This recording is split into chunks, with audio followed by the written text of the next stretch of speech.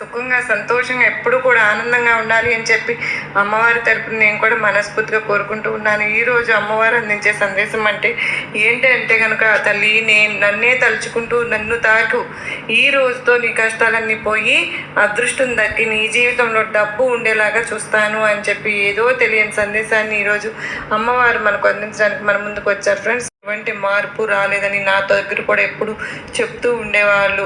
అయితే నేను చెప్పాను, నువ్వు చాలా అంటే అమ్మవారి మీరు గుడికి వెళ్ళడం స్టార్ట్ చేయండి, అమ్మవారి కుంకుమను నుదుటిన ధరించడం స్టార్ట్ చేయండి, మీరు చేయటమే కాకుండా మీరు చక్కగా అమ్మవారి పూజ చేసుకోవడం మొదలుపెట్టి మీ భర్తని చక్కగా మీరు గుడికి తీసుకెళ్ళే ప్రయత్నం చేయండి అని చెప్పి తనతో చెప్పడం జరిగింది.